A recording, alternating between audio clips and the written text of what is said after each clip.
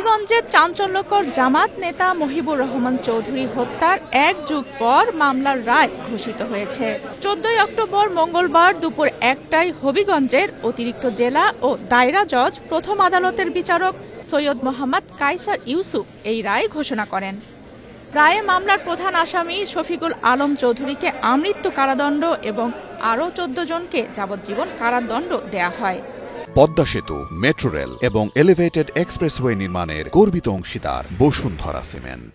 এছাড়া ২ আসামিকে খালাস ও বিচার চলাকালীন মৃত্যুবরণ করায় ৩ জনকে মামলা থেকে অব্যাহতি দেয়া হয়। ভিকটিম মহিবুর রহমান চৌধুরীকে ২০১৩ সালে একটি হত্যাকাণ্ডের শিকার হন। এই হত্যাকাণ্ডে মহিবুর রহমান চৌধুরীর বড় ভাই মুজিবুর রহমান চৌধুরী বাদী হয়ে একটি হত্যা মামলা করেন, যে মামলায় আসামি শফিকুল আলম চৌধুরী সহ ১৯ জন আসামি ছিল।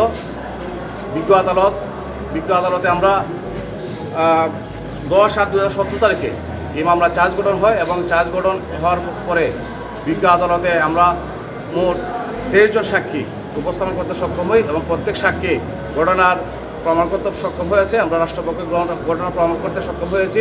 বিজ্ঞ আদালত আজকে এই মামলার রায় ঘোষণা করছেন। আসামি ১ নম্বর আসামি শফিকুল আলম চৌধুরীকে আমৃত্যু কারাদণ্ড এবং শেবুল মিয়া সহ বাকি ১৪ জনকে যাবজ্জীবন কারাদণ্ড এবং ২ জন এই মামলায় খালাস প্রদান করছে। আমৃত্যু কারাদণ্ডপ্রাপ্ত শফিকুল আলম চৌধুরী শহরের পুরান মুন্সেফি এলাকার বাসিন্দা।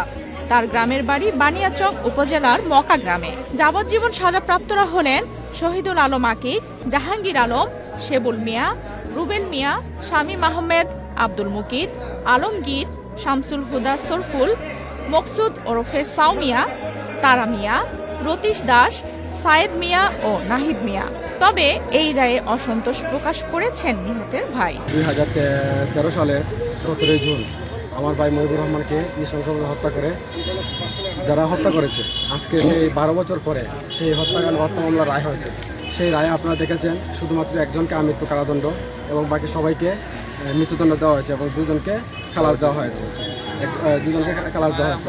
আমরা এই রায়ে মোটামুটি একদম সন্তুষ্ট নয়। একজন জলজন্ত মানুষকে এভাবে হত্যা করার পরেও এরকম আলোচিত একজন এভাবে পুরো শরীরের সব প্রত্যেকটা অঙ্গ প্রত্যঙ্গ এইভাবে ছড়িয়ে ছিটিয়ে পড়ে রয়েছে, তারপরে একটা মানুষকে মৃত্যুদণ্ড দেওয়া হয় নাই।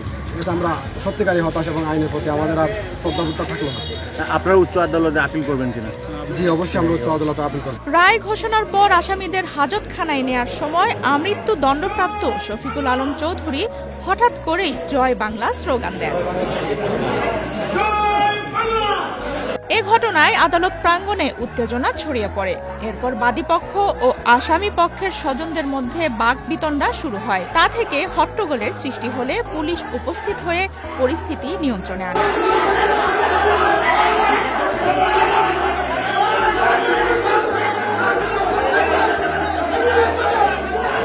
মামলার নথিসূত্রে জানা যায়, নিহত জামাত নেতা মহিবুর রহমান চৌধুরীর সঙ্গে শফিকুল আলম চৌধুরী ও তার সহযোগীদের মধ্যে দীর্ঘদিন ধরে গ্রাম্য বিরোধ ছিল।